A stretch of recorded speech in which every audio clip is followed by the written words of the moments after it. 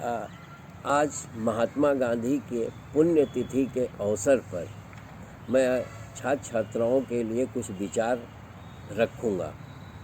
यह प्रश्न अक्सर देखा गया है कि महात्मा गांधी की मृत्यु के पीछे कई कारण हैं, तो उन पे आज हम लोग कुछ अन्वेषण करते हैं कि आखिर जो राष्ट्रपिता के रूप में प्रत्येक भारतीयों के कंठहार थे, कैसे उनको गोली क्यों मारी गई। यह एक बहुत बड़ा प्रश्न है। नाथूराम गोडसे ने किस मानसिकता से गोली मारी, ये भी महत्वपूर्ण है। क्यों मारी, ये भी महत्वपूर्ण है।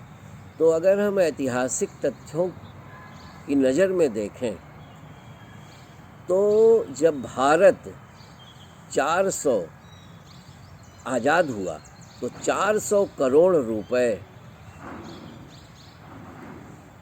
भारत के खजाने में था, और आज़ादी में यह निर्णय लिया गया था समझौते में बंटवारे के समय कि 20 करोड़ रुपए पहली किस्त के रूप में पाकिस्तान को दी जा चुकी थी और कुल 75 करोड़ रुपए देना था। शेष 55 करोड़ रुपए बाकी थे जो भारत को पाकिस्तान को देना था। लेकिन इस बीच में 22 अक्टूबर 1947 को पाकिस्तान ने कश्मीर पर हमला कर दिया और कश्मीर में युद्ध जैसा माहौल बन गया। तो उस समय के तत्कालीन प्रधानमंत्री और गृह मंत्री सरदार पटेल जी और नेहरू जी दोनों लोग नहीं चाहते थे कि अब पाकिस्तान को 55 करोड़ रुपए दिए जाएं, और इसी बात को लेकर के 13 जनवरी 1948 को महात्मा गांधी ने अनशन शुरू कर दिया, और उस अनशन से सरकार दबाव में आ गई और प्रथम प्रधानमंत्री नेहरू जी ने 15 जनवरी 48 को गांधी जी को मना लिया और 55 करोड़ देने के लिए राजी हो गए। गांधी जी का कहना था जो वादा किया था बंटवारे के समय उसको पूरा किया जाना चाहिए, और दूसरी मांग थी उनकी कि दिल्ली में मुसलमानों पर जो आक्रमण हो रहे हैं वह रोके जाएं।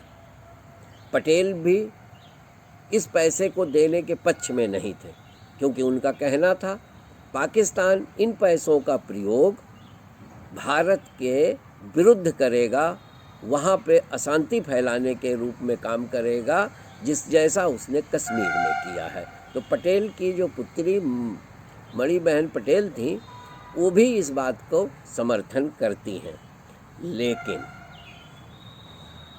इस बात से जब फैसला हो गया कि 55 करोड़ रुपए दिया जाएगा पाकिस्तान को, तो हिंदू महासभा बहुत ज़्यादा नाराज़ हो गई और हिंदू महासभा ने बैठक किया, और हिंदू महासभा के जो सचिव थे 19 जनवरी 48 को उन्होंने पर्चा बांटा। आशुतोष लहरी जी ने पर्चे बांटे जिसमें गांधी जी का खूब विरोध किया गया, और हिंदू महासभा ने गांधी जी को अपशब्दों का भी प्रयोग किया, और अंततः 11 दिन बाद वह घटना घटी जिससे यह देश शर्मसार हुआ।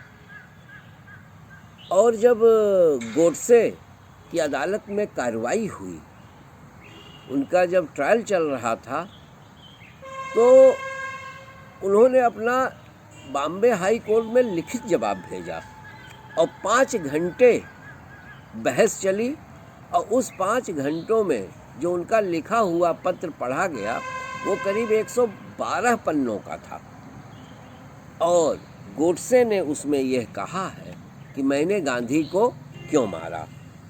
उनका पहला जो आरोप था गांधी पे कि मैंने गांधी को क्यों मारा, कि ये भारतीयों का पैसा है, ये 55 करोड़ रुपए ये पाकिस्तान को न दिया जाए।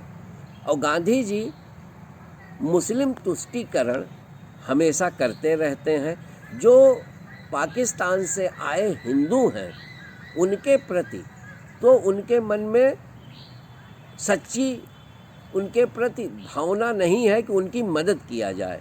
वो चाहते थे इस पैसे से उनकी मदद की जाए। गांधी जी मुसलमानों के पक्ष में इतना ज़्यादा दिखने लगे कि वो हिंदू मंदिर में यहाँ तक कि कुरान भी पढ़ने लगे थे, जबकि वो अगर उनको ऐसा करना था तो मस्जिदों में कुरान पढ़ते, लेकिन वो इस चीज़ को जानते थे कि मुस्लिम इससे नाराज़ हो जाएंगे, इसलिए उन्होंने ऐसा नहीं किया। गोडसे ने ये कहा कि अगर देशभक्ति पाप है तो मैंने पाप किया है। मैंने गोडसे को किसी भी चीज़ का कोई पछतावा नहीं था। और जीडी खोसला जो उस समय हाई कोर्ट के जज थे, जो इस कार्य की सुनवाई कर रहे थे, उन्होंने कहा कि अगर गोडसे के तर्क को सुन करके भरी अदालत में अगर जनता के हाथ में फैसला देने को कहा जाता तो मैं समझता हूँ कि जनता बाइज्जत गोडसे को बरी कर देती। नेहरू इस बात से बहुत चिंतित हो गए थे और जिस दिन फांसी की सज़ा हुई उस दिन समाचार पत्रों में गोडसे के सारे स्टेटमेंट्स और उनके पत्रों का हवाला छपा था, जिससे एक तरीके से गांधी की छवि भी धूमिल हो रही थी और गोडसे का महिमा मंडन दिखाई दे रहा था। इससे नेहरू काफ़ी चिंतित हुए और उन्होंने उनके जो पत्र थे उसको बैन कर दिया गया। 68 में उन पत्रों को बॉम्बे हाई कोर्ट ने सार्वजनिक किया है। और हत्या किसी की भी हो, वो किसी भी रूप में जायज़ नहीं ठहराई जा सकती है। जो 13 लोग गिरफ्तार थे उसमें वीर सावरकर भी गिरफ्तार थे और सावरकर इस षड्यंत्र में शामिल थे। इसके लिए नेहरू जी ने प्रयास भी किया। यह बात अंबेडकर जी ने, जो गोडसे के वकील थे, उनसे यह बात शेयर की थी। लेकिन ये सब लिखित रूप में मौखिक बातें नहीं होती हैं। लेकिन चूँकि ऐतिहासिक रूप से यह बहस का मुद्दा था, इसलिए मैं इस बात को बताया हूँ। लेकिन महात्मा जी के विचार हमें हमेशा प्रेरित करते रहेंगे।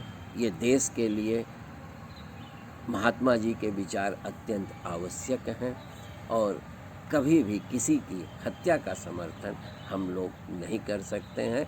आज उनकी पुण्यतिथि पर पूरा देश श्रद्धावनत है। धन्यवाद।